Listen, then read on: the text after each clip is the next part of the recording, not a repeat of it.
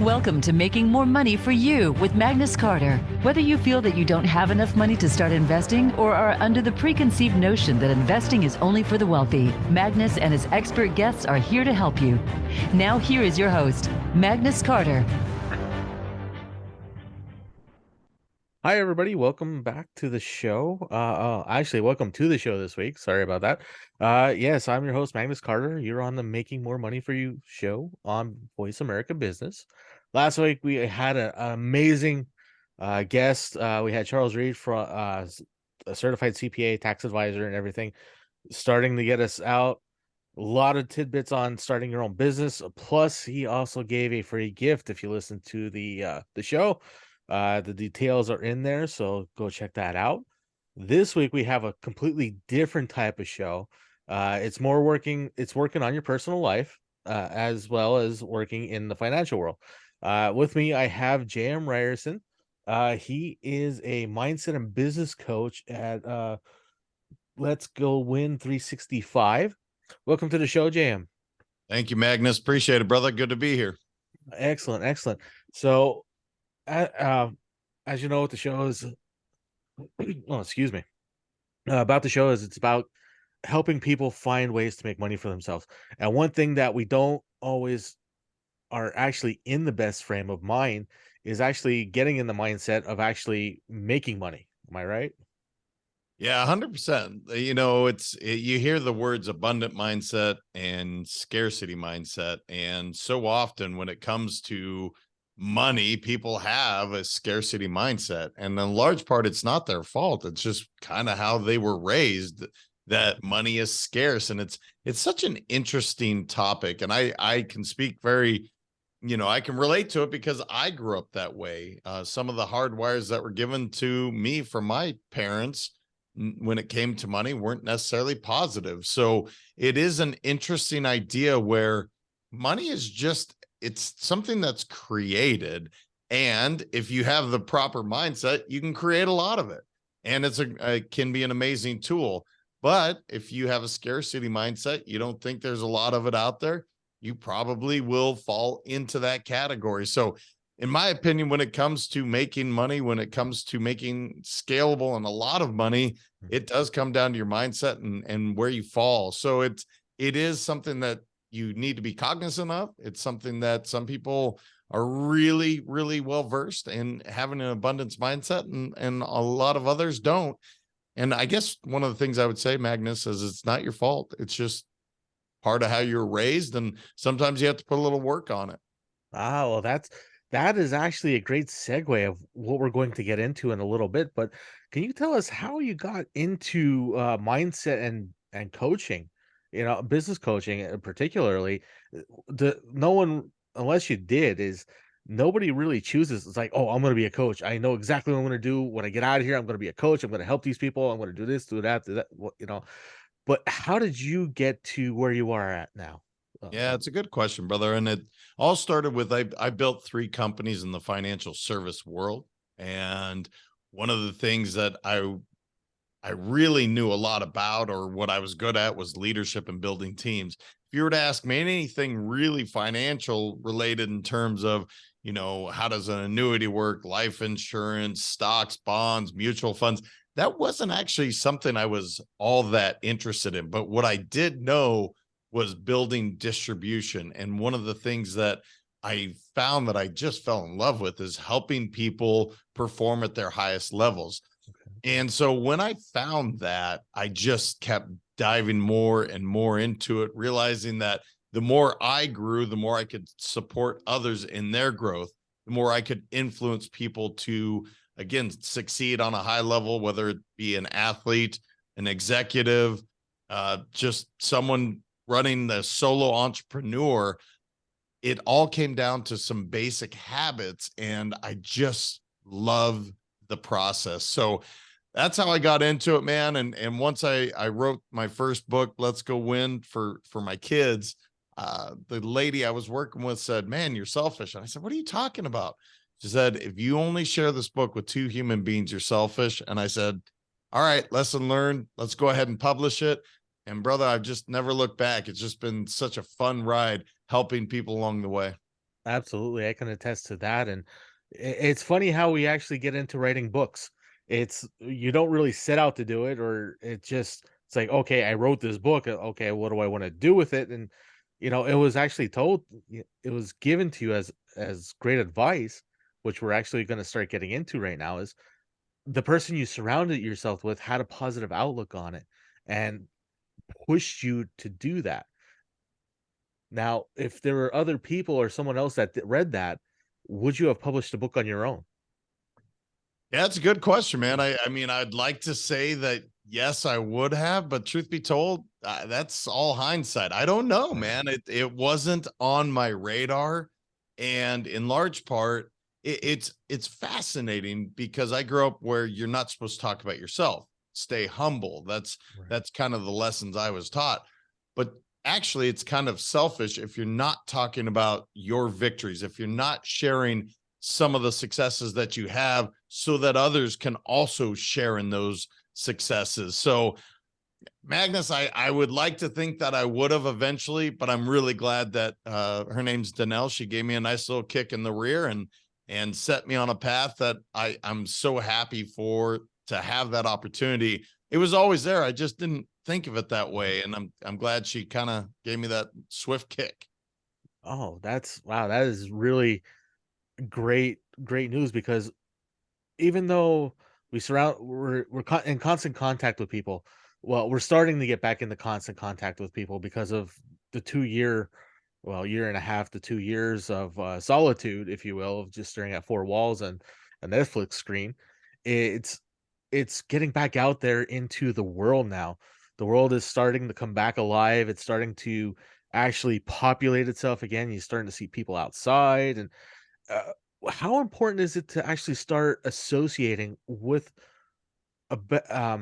people that are either like mindset or actually better than where you're at right now?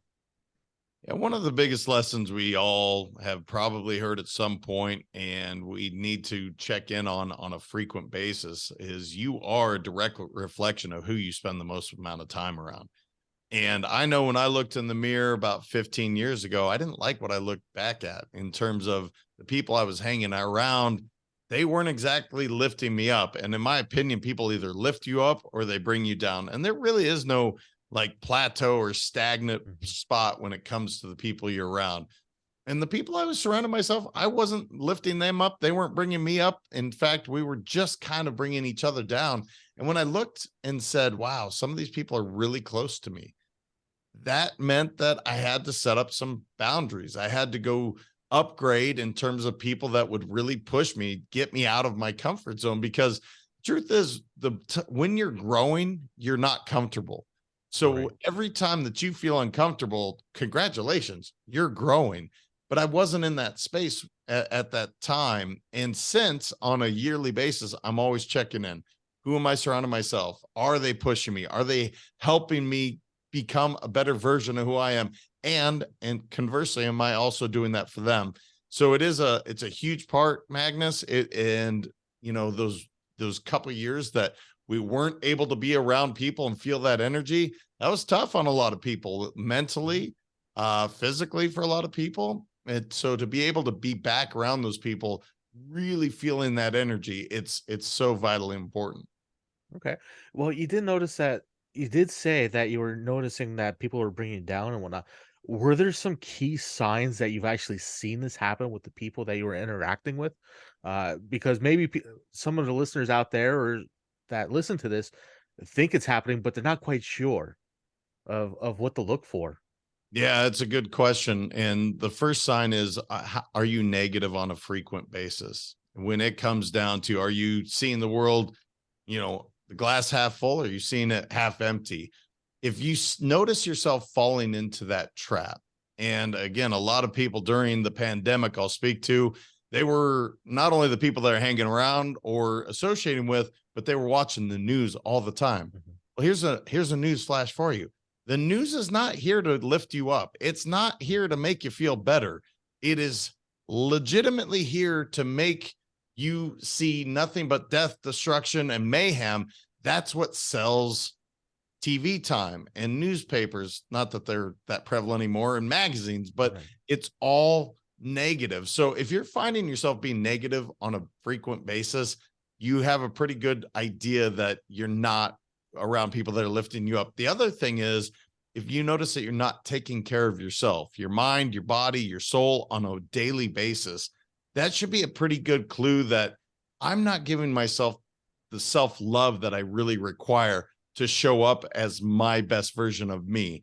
So it's two easy things that you can check in on and just say, am I being negative or positive most of the time? Am I taking care of myself on a daily basis?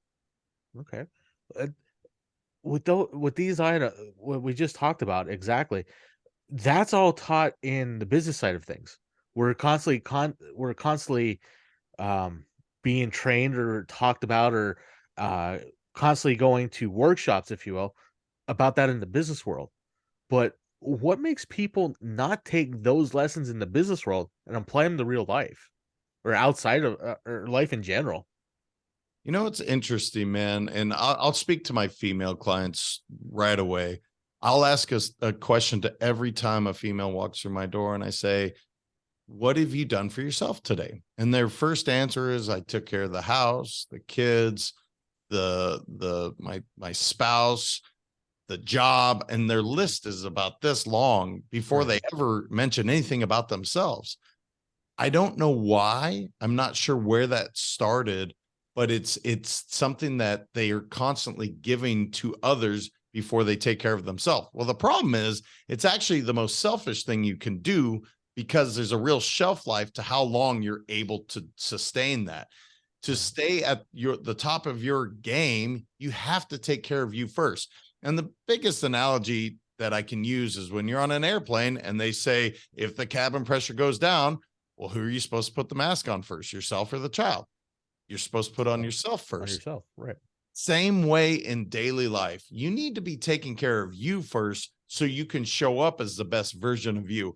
And so often I think people think they're being unselfish. They think they're giving to everyone around them by taking care of them first.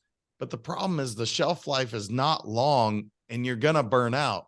So that's one of the first things I teach is, what are you doing for yourself on a daily basis? And it doesn't have to be that long. It can literally be 15 minutes every morning. You take care of your mind, your body, and your soul for 15 minutes.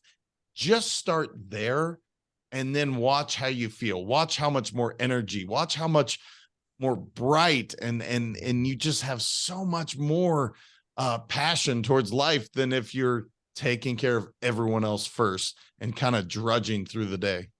Oh, I can attest to. I can definitely attest with that, especially with the 9-to-5 jobs and doing computer work and constantly being asked for something, not taking time for yourself. And when the weekend comes around, I am selfish. I am taking time for myself because I'll go. I love scuba diving now. So while it was still nice out and whatnot, I still went scuba diving. I met a lot of incredible people doing it, all walks of life from all over the US. And for that 45 minutes to an hour and so minutes, there's no distractions. It's just you underneath the water and enjoying it. It's one of the most fulfilling and regenerating things. But how that brings up a good point right there is our batteries.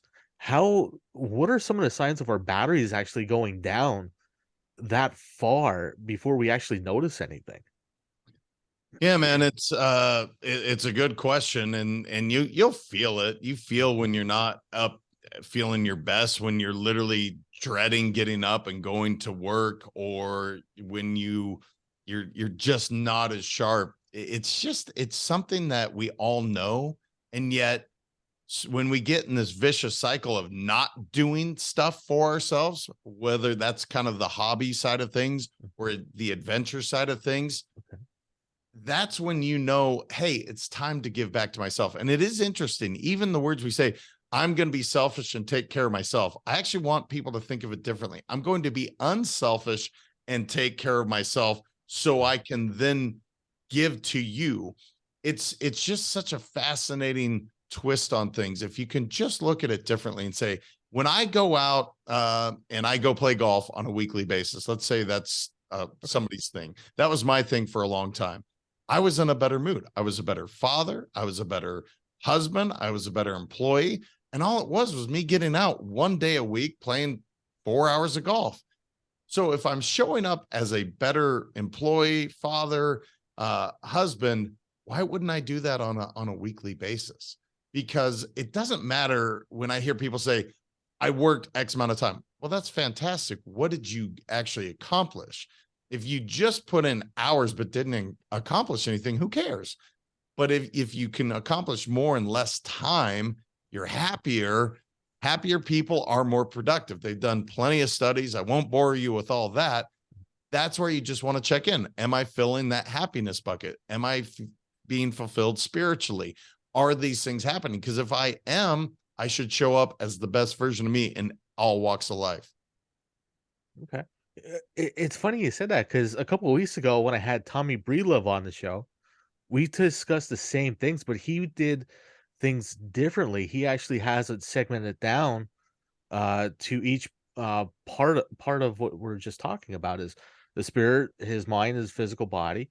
But you're saying the exact same thing, but instead of doing it separately, it's like whatever makes you feel all of those things at the same time. Am I right? Yeah, and Tommy and I know each other pretty well, man. He's an amazing dude, and Absolutely. it's 100%.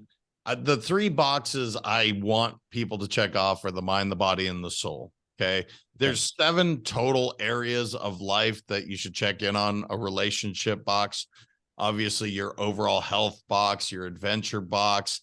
There's other areas, your financial box, which obviously this show is doing a great job of. Oh, thank you. But it's something that I try to simplify everything for people to make sure that, look, on a daily basis, your mind, because whether you think you can or can't, you're right. Henry Ford said that a long time ago, and it was one of the most factual quotes I've ever heard. So I always start with the mind, like, feed yourself something positive on a daily basis. We have all heard to eat healthy, move the body. Health is wealth. Okay. Right. So we all should do that on a daily basis. And then ultimately, soul or spirit, we are connected to a higher power. I don't care if you believe in God, Allah, Buddha, and it doesn't matter to me what it is, what fills that soul bucket, because we all have that spiritual or soul side. So if you can just do those 3 things daily, everything else will be fulfilled as well. Then you'll start to do your adventure bucket. Then your relationship bucket will be better. All of those other buckets get filled if you can at least take care of those 3 things. Okay, so those 3 things. And what you're saying there is mentioned on a couple other shows on top of this one is the compounding effect. One thing starts today, another one thing tomorrow. 10 days from now, you have 10, well, what's your close to 100, about 20 things already, as long as you keep doing that. And is it right when you coach, it takes 60, what is it, 30 or 60 days to form a habit? Most recent study said 66 days. Okay. Charles Duhigg spoke about that on his book, but yeah, 66 is the most recent studies. Okay, because that's constantly changing. It's hard to keep up with that kind of information. First, it was 30 days. The 7 habits of highly successful people was 30 days. Then some, like you were saying before, is 66 days. And in the middle there, it was always stated, but it was never, it's not really a science, I guess. Does that actually depend on the person and the mindset of the person that wants to do that? 1000%. So, brother, I get this question often is, are you a life coach? And I'm like, I understand what you're saying. Mhm. However, if you added lifestyle coach, that's really what I try to coach to, because let's say the word diet. I'm not a big fan of diets because that's the roller coaster, right? Lose a bunch of weight, and then when you gain a bunch and you're doing this thing the whole time, versus just adopt a healthy eating lifestyle where and that's where Atomic Habits, James Clear talks about it. I eat healthy. I'm healthy. I'm a healthy eater. When you start to associate that way, that's just your lifestyle. now you're going to do it. Whether you call it a habit, a ritual, it's just part of who you are. So it's funny, man. I don't really get caught up too much in the 7 days, 30 days, 66 days. What I've found is if you can commit to something for 90 days, whatever that may be, it just becomes part of who you are. Now, if you miss a day, well, guess what? Just make sure you do it the next. And that's a whole, you said compounding effect. Darren Hardy wrote a great book on it, the whole compound effect, the fact that if you do little things over and over and over, great things happen. It's never going to be, I'm going to lose 60 pounds in one day. That's not the way it works. I'm going to do one small thing, and then it keeps growing on itself. So lifestyle, brother, that's really a big part of what I coach on, is just making whatever changes a part of your lifestyle. Now that brings us back to this is a great circle conversation, because all of what we're talking about relates to the people we let in our lives.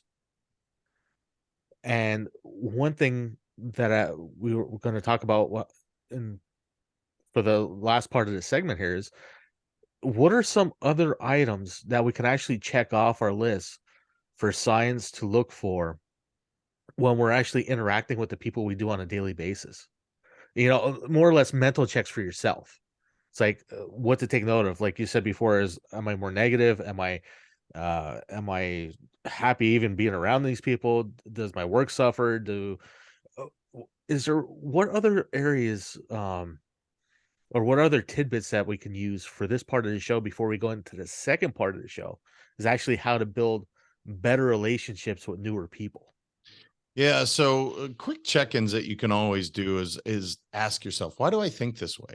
Why do I feel this way? Just ask why.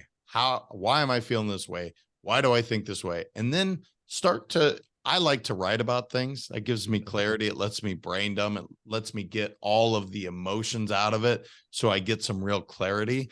And when you ask these questions, so why do I think this way? That was a big one for me. Again, going back to money, where I was taught the pretty people join the country club. For some reason, being a pretty person was a bad thing. I don't know why. Being a pretty person is not a bad thing.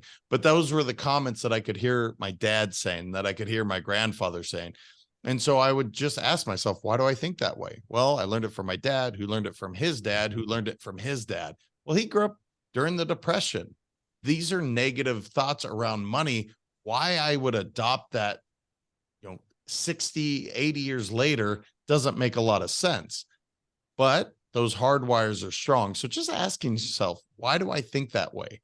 Why am I feeling this way? And then start to figure out where it came from. Okay.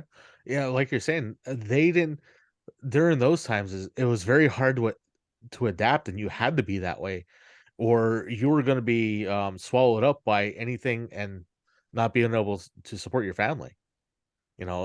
Especially from those times till now, complete. I'm not even going to say 360, but at least a couple of revolutions in there between that mindset and what we're actually seeing today with there's a plentiful and surplus of everything. So yeah, it's such a different day today. We have access to everything more than we did back then, to information, to food, to knowledge, and the gyms. I mean, we have access to everything. There was scarcity back then. Now we have abundance. It's just a matter of making the right choices. now, with the scarcity and the abundance thing here, is we have access to people 24/7. How does that help people? And how does that actually hurt people when you're actually living your life day to day? Yeah, that's a good question, brother. And it's one that we all need to look at. So for those of you that are into social media, comparison is 100% it's the thief of satisfaction. If you're comparing yourself to anyone else, you're gonna lose out on so much. And that's the unfortunate part of social media, where we see somebody living a certain lifestyle and you think, oh my gosh, everything's perfect. It's not.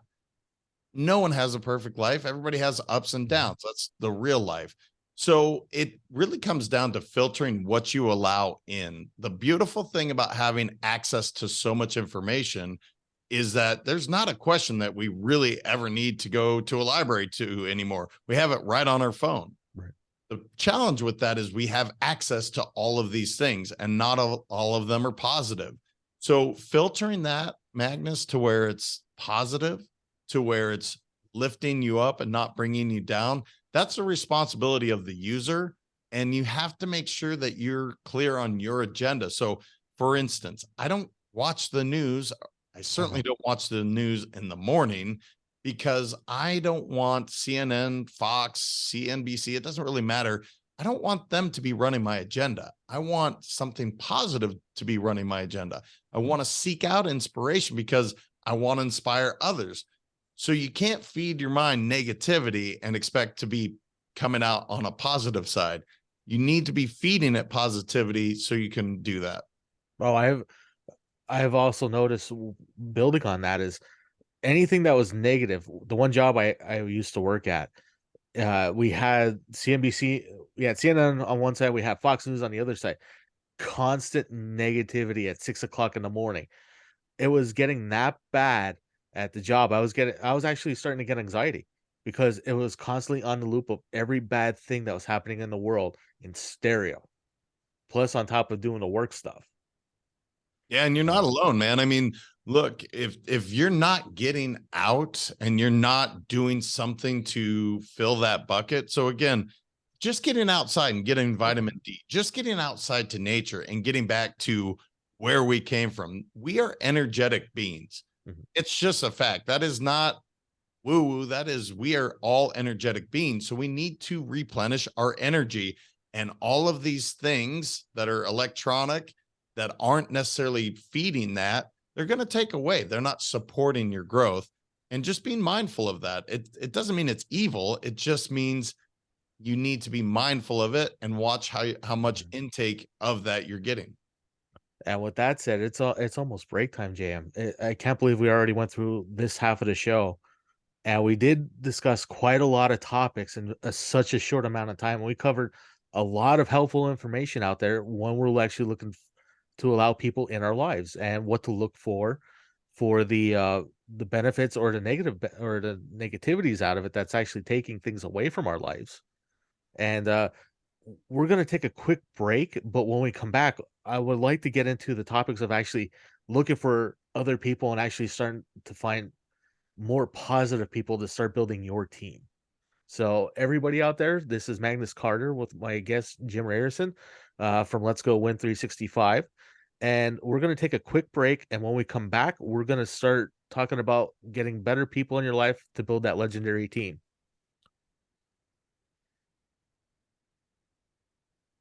You're clear. Oh, thank you. Wow. That went by extremely fast, Jam. Thank you very much. Yeah, it did, man. That was fun. Good. Yeah, we hit a lot of stuff, and it's all facts out there, and everything's that we're talking about is overlooked, or people don't know that the signs are there but don't realize it. Yeah, it's pretty crazy, brother. I talk about this frequently, and it's wild how simple things that you take for granted that they bring people down, and it's crazy. Yeah, you see it. You basically see it nonstop, especially in all sorts of businesses and business environments. Man. Yeah, it is a fact every single day, brother. That if you're not really cognizant of what you're doing and clear on your intentions, you will be led astray, man. It's just the way it works. And people think that's the only way because they're told not to make waves, if you will, or stand up for themselves. Yeah, it's really conditioning. I mean, that's what's crazy about it. We're run by so much of our subconscious, and we're being fed these things frequently that they're not trying to support your growth. It's really making sure that what do you want out of life, and are you seeking We are that? coming back. Okay, we'll bring that up. This network.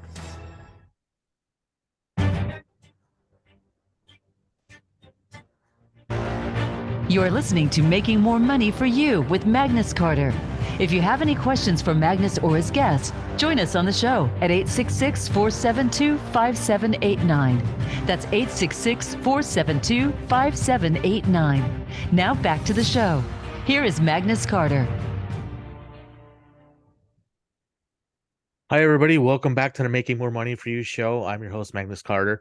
We are talking about building a legendary team in your personal life, not just your business life, because we're all told and instructed and workshopped to death about how it's important to have a functioning and prosperous business life, but we failed to bring it into our personal lives. And to do this, I wouldn't have met my guest JM Ryerson, without the help of Tommy Breedlove. And I really appreciate that he introduced us. And welcome back to the show, JM. Thank you, brother. I appreciate it, man. It's fun. First part of the conversation. Looking forward to the next. Oh, awesome. Yes, we went through a whole bunch of things that we can actually talk about and do to realize that the people in our lives aren't really the best people that we could have in our lives, that could actually be better, to have a better life, and actually a legendary life, if you will.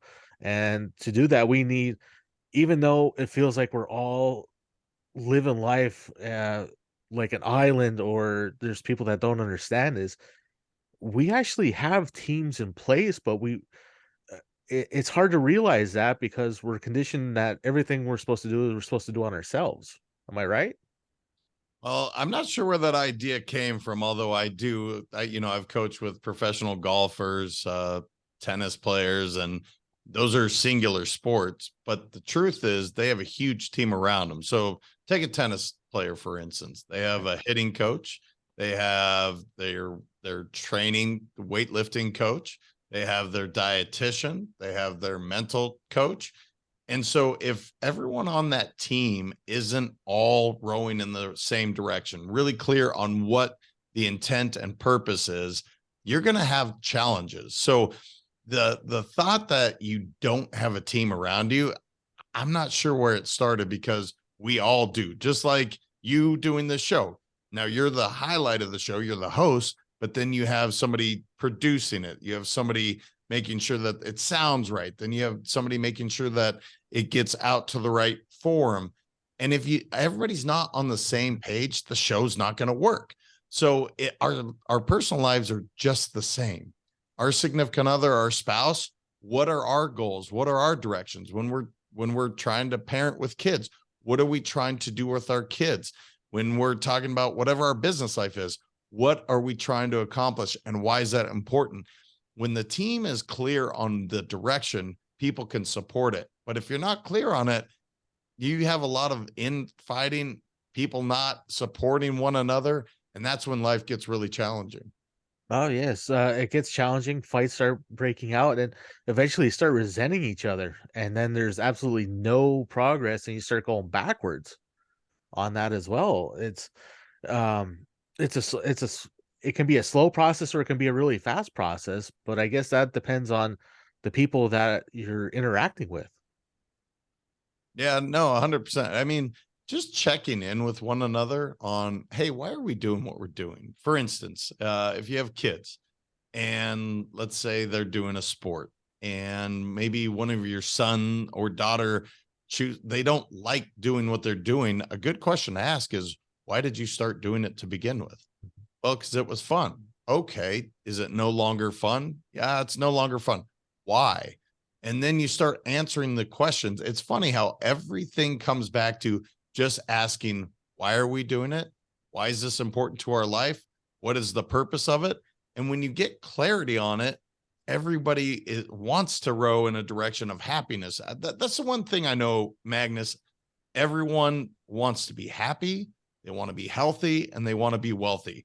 Those are the three things when I coach hundreds and thousands of people. It's like everybody wants to be happy, they want to be healthy, and they want to be wealthy.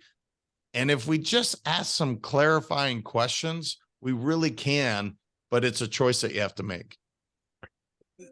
And those choices, they are life-changing. Don't get me wrong. They're extremely life-changing. Even the small choices make great impacts. I want that donut, or Do I eat the granola bar for like lunch or something? Because as we talked about before, that one donut can lead to two donuts later and a croissant or a bagel, tons of cream cheese and bacon. It's the small things that we have to actually take more into consideration and actually put more weight on those smaller things than the big life-changing items. But don't get me wrong, that those bit large life-changing questions and whatnot are still very important, but what led up to them? Why did they get there? It's like exactly right, and we take it for granted that everything's going okay because we're just going through the motions. Yeah, it's really being clear on why I'm doing what I'm doing. Where do I want to go? Why is that important? And if you just get clear on it, and it'll just shape some of those decisions. Because here's the deal. We are run by habits. Our world on a daily basis, for instance, most people brush their teeth in the morning and at night. That's a good habit to have, right? That's something that you should do. However, to your point, let's just say there's always a donut available, and now you choose to have a donut one day, then it's 2 days. Now it's day 10. That compound effect will come back to bite you.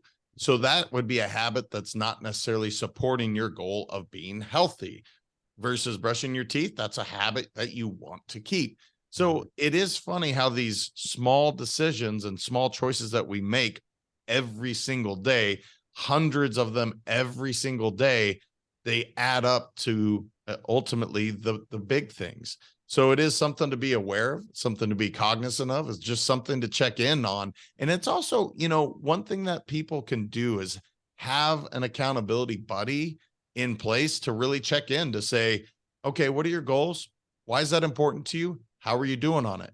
And my kids do that for me all the time because I share my goals. They're up on my bathroom mirror, and my kids are like, well, how's that goal doing, Dad? And one thing I won't do is I will never lie to my kids. So I have to be honest with them and say it's going well or it's not going well. And then get into the conversation of why isn't it going well? How can I be supported? Is there something that's getting in the way of me performing at my very best? Okay. Well, you brought up it, that is right. The more honest you are with yourself, the hard truth of the matter is, and the more that you hide things and try to get away from, where it's like, oh, well, it's not that bad, but it's not really that bad, is you're taking away from yourself and you're not really doing what you planned out to do. So, um, but with that being said, you mentioned a good point before when a tennis player, they have all their conditioning coaches and whatnot for their professional life. How is it that that part of the team, you got your heating coach, you got your conditioning coach, your dietitian and whatnot. How do we create different teams, or is it supposed to be one giant team that's supposed to be in your life? Like for each aspect of our lives, like for cooking it, for instance, uh, we have food prep, chefs, whatever what we put in there. But if for physical aspects of it, how does all these people intertwine in our life to build the legendary team that we need to actually be happy, healthy, and wealthy? Yeah. So food, let's just take that. Okay. So whoever does the shopping in your house, whether that's yourself, whether that's your significant other, whether you have somebody deliver the food, you want to be clear on what are my goals? What am I trying to be? I want to be healthy. Well, what does that look like? That means that I want to be active. I want to feel good. So for instance, I'm lactose and gluten intolerant. So I have to be extremely clear with these are foods that I can have and can't have, because if I were to eat gluten, for instance, I don't feel well. I have severe stomach pains. Then I'm not performing at my best, and I'm not able to show up again in any arena as the best. So I have to be clear on here's the foods that I want to eat and here's why, because I want to be healthy, man. I want to show up and operate the businesses that I have to the best of my abilities. And I can't do that if I haven't prepared the proper meal. So sharing with that team, here's what I'm looking to eat. Here's what makes sense. Are you seeing anything different? Yes, no, whatever the answer is. Great. Now we have a plan. And the plan is to get that food, have it prepared so that I eat twice a day. I eat at lunch approximately 1 o'clock and I eat dinner approximately 7 o'clock. So I know these are the 2 meals that I'm really looking to prepare. Maybe I have a protein shake in between there. The real prep is in saying these are the things that I want to have ready to go so that we can have it ready at our disposal. The biggest part of habits that gets in the way is if it's not ready, now I'm going to reach out to something maybe I shouldn't have, or the quick thing, I'm going to go to fast food. Well, I can't hardly eat anything at fast food. So whatever I'm going to have isn't going to support my goals and what I'm trying to accomplish. So it's funny if you just set proper expectations in the beginning, and this is a simple example of food, but this is really in business too. People don't do well when they don't have clarity on what the expectations are. The unknown is really where people get lost, when people don't feel comfortable. So just being clear on your expectations so that people can fulfill whatever role they're playing. Okay. Now, I'm going to play devil's advocate here with this. Now, we have our expectations out, but nobody can meet those expectations. And what really happens when we start to settle for less than what we expect? So my first question would be is why can't they meet the expectations? Do you need more support? Is there something that I can do to make your life easier? Do I need to outsource it so that I can have that being met? So I'll give my wife as an example. She does do a lot of the picking up of the food at our home. So if she can't do that, she has outsourced it to what Instacart now. And instead of her physically going to the store because she's running out of time with everything going on in our world, she has now outsourced it. Well, she has set it up because she knows exactly the foods that I'm looking for. She doesn't have to guess about it. And she has now outsourced it to somebody else doing that. So it's really a matter of, do you need more support? Yes. Okay, cool. How can we go about that? And then finding the answers. For every problem, there is a solution, but you have to be willing to ask, what are you missing? How can I best support you? And we can translate that over to people in our lives, especially when you actually go for the support that you need, or if someone actually has experience in something that you need help in, and you go to them. But when that person falls, the person you're going to falls short of what you were expecting out of it, do you still do you take that information and just go with it, or do you go and try to find something that is going to better yourself and try to find another person or another source for the information you're looking for? That's a great question. This is one that you can use in business in a major way. I don't believe anybody wants to show up and suck at work or Right. whatever job or duty that they have. People want to perform at their best. Most of the time, it's just a lack of clarity around the expectations. So, one of the first things that you can do is not label anybody for their lack of performance, but rather seek to understand. So, for instance, if I said, "Hey, Magnus, I need you to reach out to 30 people from now until 9 o'clock tonight." And at the end of the night, Magnus has reached out to 20 people. Okay, Magnus, I see that you weren't able to accomplish the goal. Was I not clear on the expectations? You answer one way or the other. Did you not have the support required?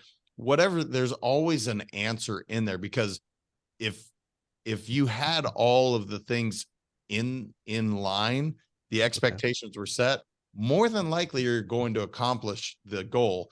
It's typically there wasn't enough support, something happened. So it's way better than me saying, Magnus, you really didn't do a good job because you didn't hit the 30 contacts. Instead, just ask some clarifying questions to find out why it didn't happen. And we can actually do that in our lives, and whatever whoever we talk to, whatever we hang out with. And these are questions, especially when you're bettering yourself and you start seeing the growth, and people start to see the growth as well, but they can't keep up with you, if that makes sense. So, but that on when that happens, it feels like it's the person that's growing's issue. It's more or less that they're doing so well, but the other person aren't. And is that sort of like an abandonment thing, or is that just growth and it's just a growing pain?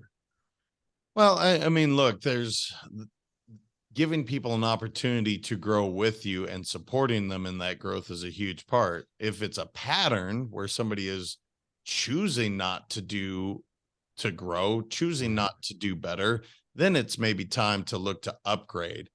But try not to label, because the thing that I tell people all the time in coaching, labels are meant for boxes. They're not meant for people. And I know that we label people all the time. Right. John is shy. Jordan's tall. Name a label. We do that because it makes our lives easier to put them in a certain light. It doesn't mean that it's right. So, for instance, if John was shy for 40 years and now he turns 41, John could choose to be the most outgoing person in the world. That's a choice that he could make. Okay. But labeling them is something that you should try to avoid at all costs, because truth is people are ever evolving. I'm not the same person I was when I was 30. I'm not the same person I was at 20 or 10. And thank God for that, because we change as human beings. So to associate any label with one person for a length of time, it doesn't make any sense. People change, they grow, they get better, but you have to give them the space to do it. You have to let them know, I support you in your growth, and whatever I can do to help you, please let me know. Okay. All right. So the people that choose not to change, will that actually hinder the person associated with them's growth? If your friend chooses not to change, okay, and that's okay, you don't label them, they're just there and everything else. Now, for myself, well, I'll just put myself in this situation. My friend doesn't want to change, try to help him grow, chooses not to, completely against it. Now, does that make it better for me to actually still stay associated with that person, or is it time to actually do the upgrade like you're saying? Well, it's time to put some boundaries in place if you're looking to grow. If you're looking to level up in life, it's just time to I'll give an example myself.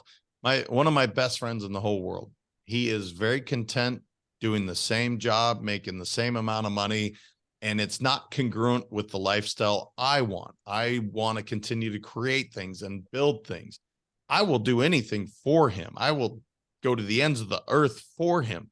However, I have chosen, when it comes to my business life, my professional life, the majority of the time that I'm building these things, that he wouldn't be a part of that.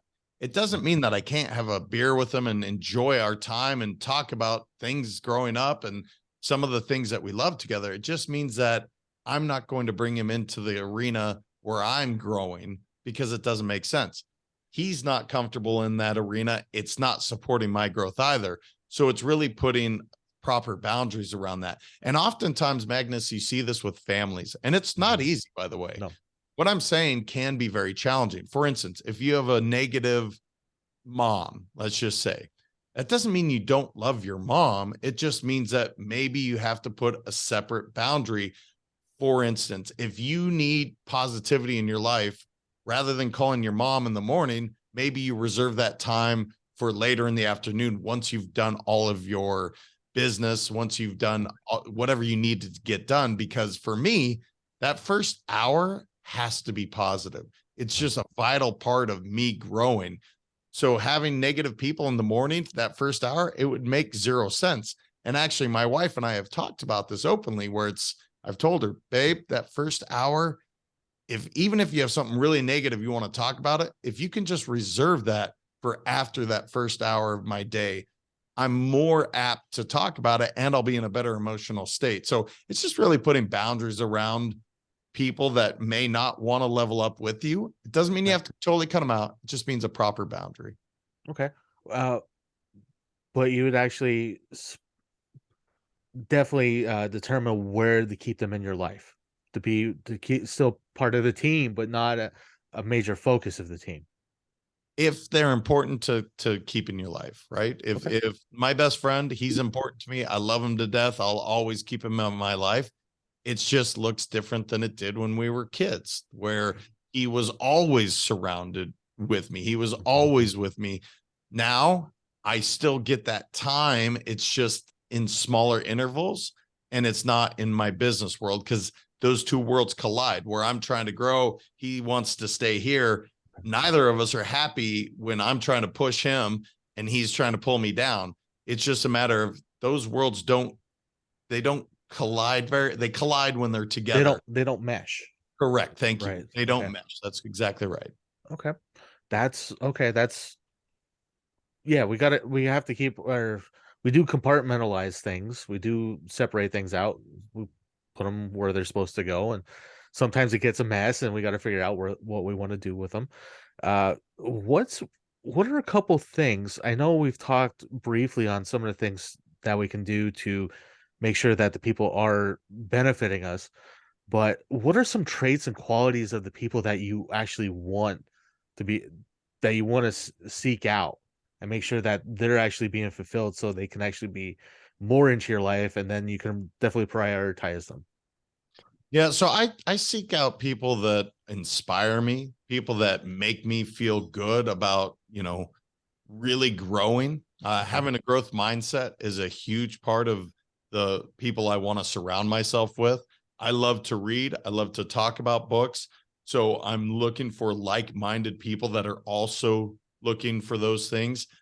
Being extremely active. It's a like you were talking about scuba diving. That's a good example. You enjoy scuba diving, so you would want to find others that also enjoy that, because Right. you relate to one another. You guys can talk about these things, and it's something that lifts you up. It makes you feel better. So it's really seeking those people out. And I'll tell you what, Magnus, one of the things that I wrote an article on what I would tell my 18-year-old self. And one of the things I say that I wish I could go back is just continue to be open to people. There was a point in my life where I had all the friends I needed. And that's so crazy to say today, but I was in my early 30s and I was literally saying, I'm good. I don't need anybody else. I have enough friends.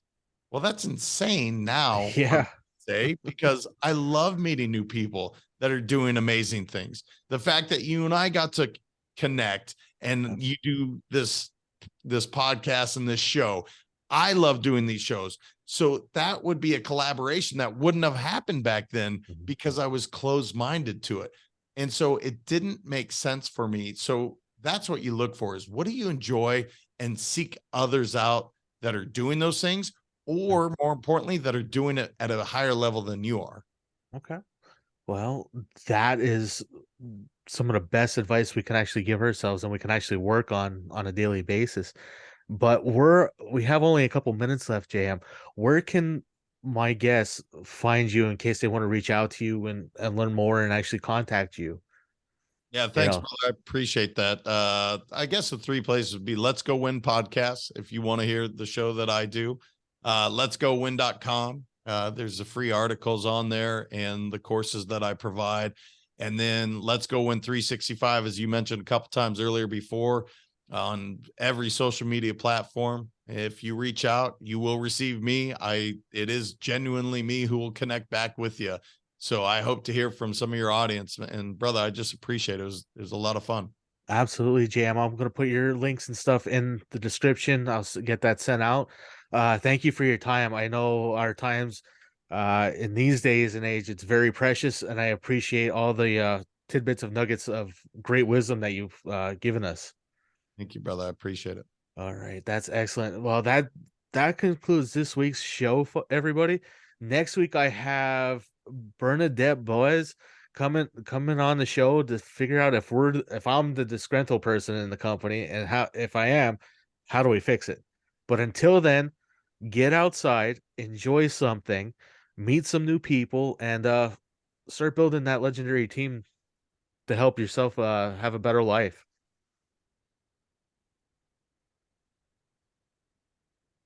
You are clear. Thank you, Josh. All right. You guys have a good one. We'll talk to you next week. Will do.